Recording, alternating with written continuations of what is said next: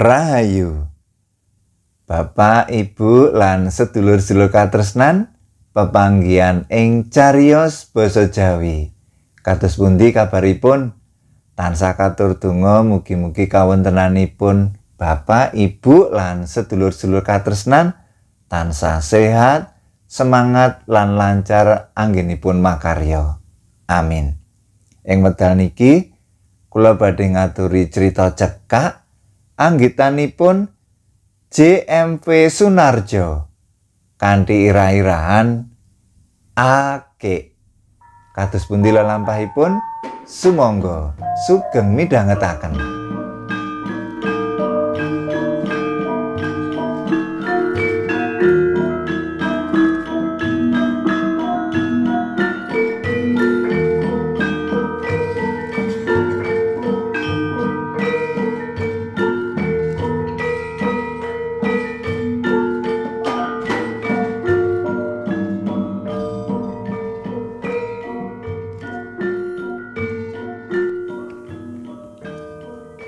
Yen nyawang tandurane pari sing wis kuning tuwa tur katon mentes-mentes iku, atine Ayir krasa ayem.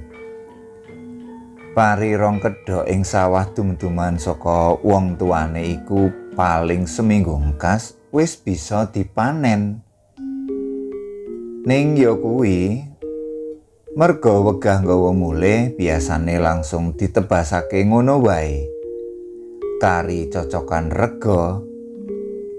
Yen wis padha setujune, sing duwe pari kari nampa dhuwit saka wong sing nebas. Praktis, ora repot. Sinambi nyendal-nyendal tampar plastik sing pating klanteng saka gubuk tengah sawahe, Ayir bengak-bengok nggusahi emprit-emprit sing padha nebo. Krungu suarane Ayir ing sela-selaning swara kemlontange umplung-umplung bekas wadah biskuit, emprit-emprit sing atusan gunggunge iku padha mabur ngadoh. Nanging yen sing gusah leren, emprit-emprit mau nebo meneh. Digusah meneh, mabur meneh. Yen disawang saka kadohan, ibere emprit-emprit iku kaya obahe segara sing munggah mudhun, suarane pating cruwit sajak ngece sing lagi nggusah.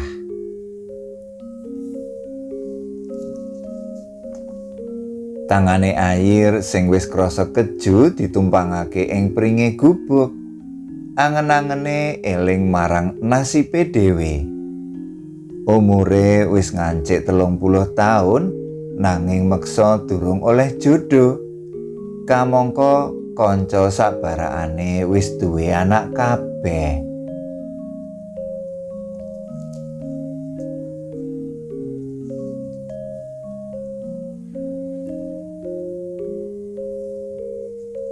Setahun kepungkur, dheweke ditepungake karo randha teles sing omahe tangga desa. Sing nepungake kancane Ayir dhewe. Ning apes. Randha sing ditepungake mau malah kepencut karo kancane mau. Ora ngerti ya, Ayir mung diperalat dadi obat nyamuk. Sari Ayir, randane malah ngeser aku. Liya dina nek aku tepung cewek utawa randha meneh tak kenalake kowe. Ujare kancane iku enteng wae.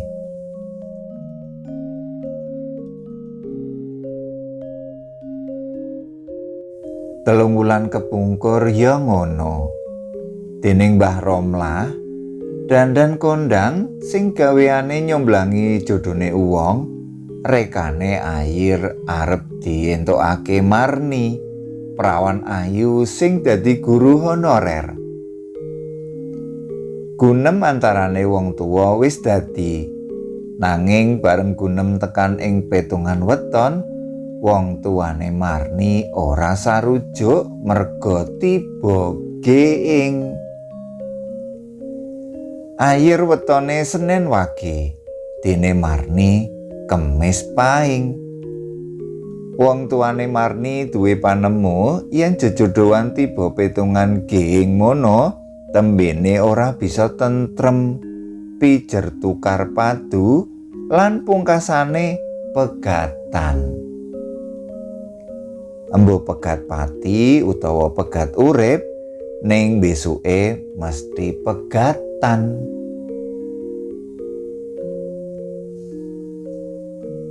Kadek dina kelairane Ayir tiba Senen, Marni Kemis.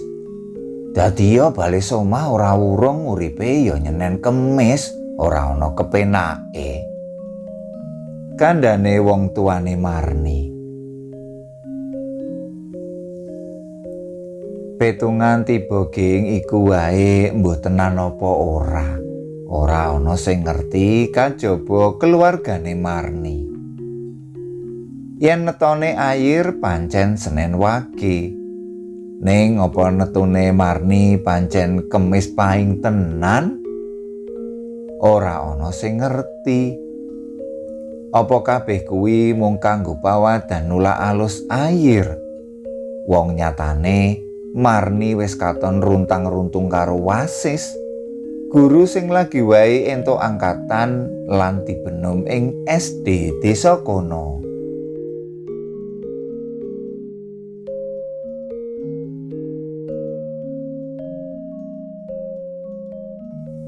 Eling kedadean iku Ayir dadi nglokro.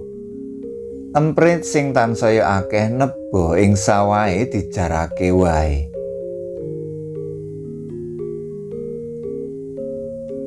Arep dintekake emprit yo ben. Wong yo ora ana sing tak goleke pangan wae kok.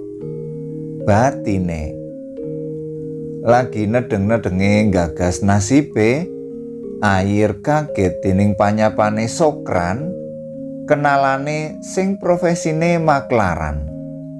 Maklaran barang apa wae, sing penting dadi duit. Gunemane peret beton. Jarene wong akeh, maklar siji iki duwe aji-aji semar mesem. Mula sapa wae sing dicedhaki mesti ngandel gunemane. Katut rayuan gombale.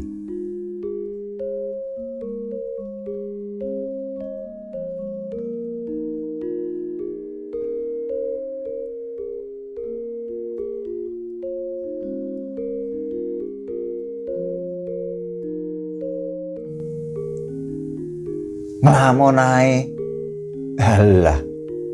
Ngeget-geti kowe iki. Kok kadingaren kroyo-royo menyang sawah barang. Kae lho, parimu dinggo pesta emprit.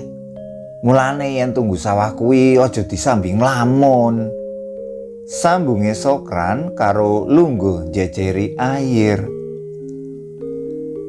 Tangane ngranggeh tampar, nuli ditarik-tarik. Keprungu swara pating klontang saka umplung-umplung sing pating cerantel ing pucukan pring ing tengah sawah. Emprit-emprit sing lagi enak-enak nyisili pari mau dadi kaget, nuli mabur salang tunjang karo nyuwara pating ceruwit.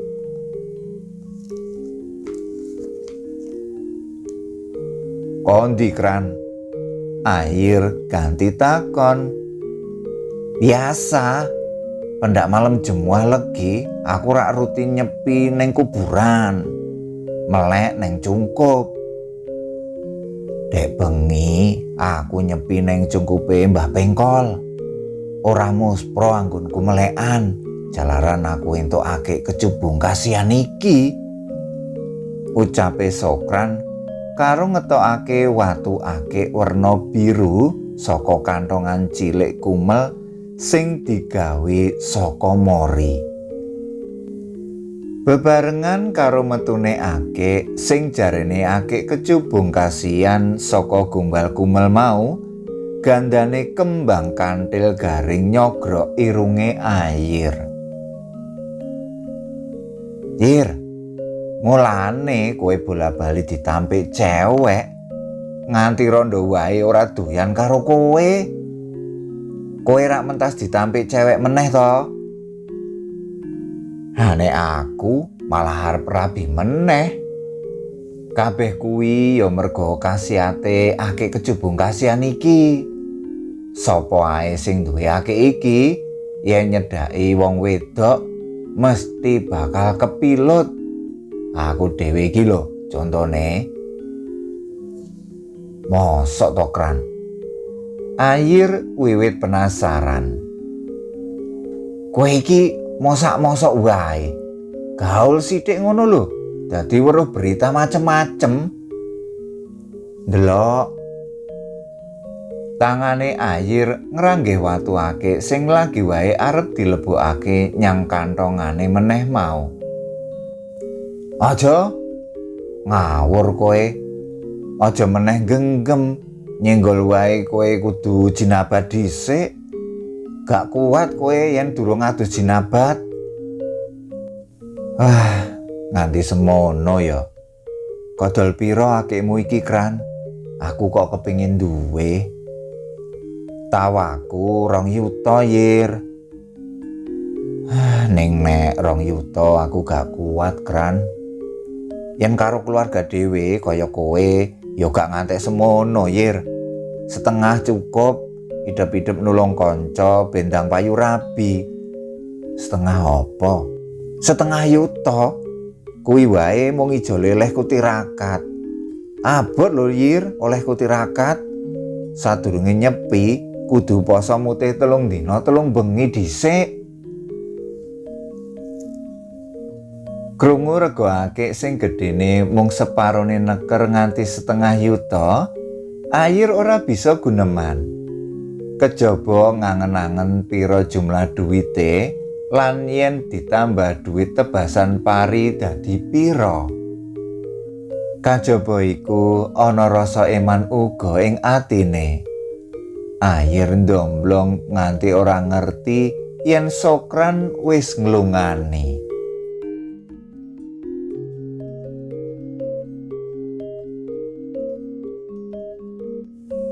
Dienteni seminggu, 2 minggu nganti sewulan, Sokran ora tau ketok irunge. Kamangka Ayir wis kepingin tenan nganggoake kecubung kasihan kanggo nyedhaki cewek lencir kuning sing lagi wae manggon ing omah kontrakan 5 surup saka omahe. Cewek sing ngontrak omah kuwi jare tangga sakiwa tengene Ayir kerja ning supermarket. Ning anehe pendak budal kerja dipapak nganggo mobil. Mulih kerja ya diterake. Sing mapak lan ngeterake mulih wong lanang pakulitan putih mripate sithik. Kabar sing mung jare mau kanggone Ayir ora dadi masalah. Sing baku dheweke sir lan kepingin ndang rabi. Ibarat pucuk dipinta ulam pun tiba. Esuk-esuk lagi tengok-tengok ing ngisor jendela nyegat bakul gethuk, Ayir weruh klebate Sokran sing mlaku ngulon sajak kesusu.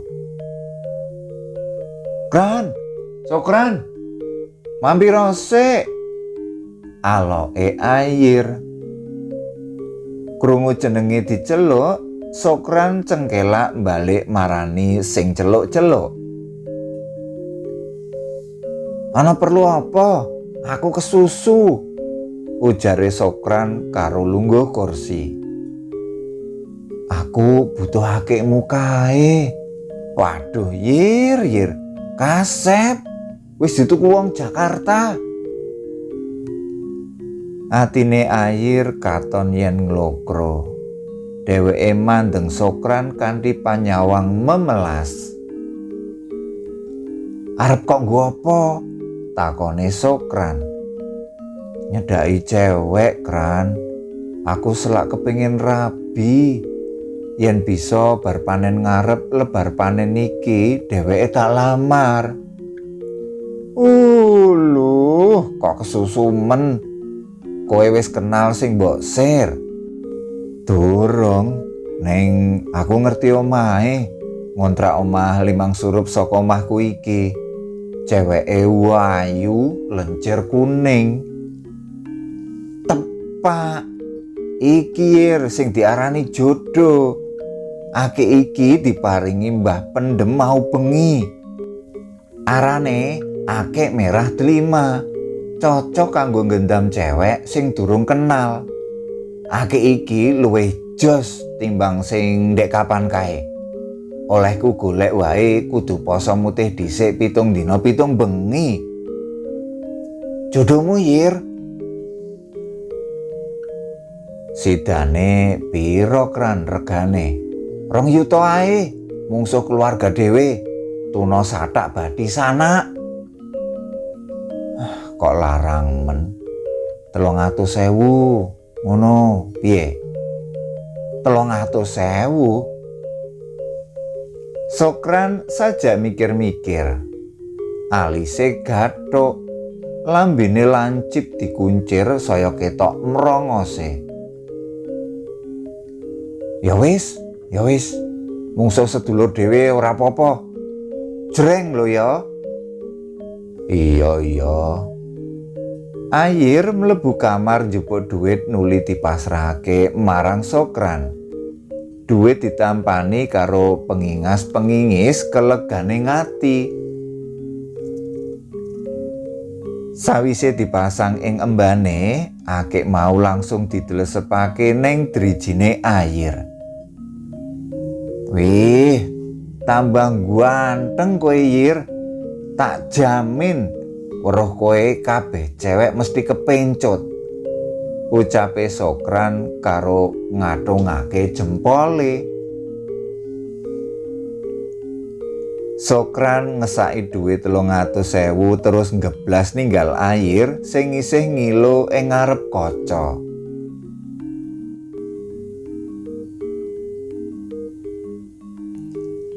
Ora kaya biasane. Surup iku Ayir wis macak ganteng. Nganggo celana ijo nduwuran abang oleh tuku neng pasar awan mau. Ora lali keleke dioser-oseri banyu nep-nepan gamping kanggo ngilangi gondo. Minyak wangi sing ndulek ambune disemprot-semprotake ing klambine. Ali-ali moto Akik Merah Delima didelesepake driji. Malam minggu sepisan iki minangka malam minggu kang istimewa tumrap Ayir. Dheweke arep ngapeli cewek lencir kuning tanggane anyar sing ngaku jenenge Wulan. Esuk umun-umun mau nalika cewek lencir kuning iku mlaku-mlaku, kasil diajak kenalan. Nuli semayan yen sore iki Ayir entuk dolan menyang omahe.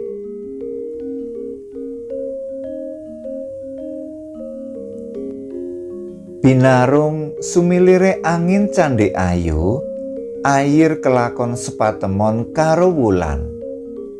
Wis pakulitane kuning nganggo kaos oranye rada ketat. Welah, yen iman ora kuat, sida dadi lele monte temenan. Batine Ayir. Ngobrol ngalor ngidul, durung nganti seprapat jam, dumadakan ana mobil mandhek. Mas Ayir, sorry ya, aku wis dijemput. Ujare Wulan. Tanpa ngenteni wangsulane Ayir, Wulan ngadeg ngunci lawang nuli mlayu tumuju mobil. Ninggal Ayir sing isih plonga-plongo sinambi ngelus-ngelus Akik Merah Delimane. Celegak-celeguk Ayir nguluidu nyawang Wulan sing digondol mobil kinyis-kinyis nganti ilang ing pandulu. Nasib grundele Ayir. Cudel mekaten waosan saking cariyos basa Jawi. Mugi dadosaken panglipuraning penggalih. Cekap semanten kula nyuwun pamit. Matur nuwun.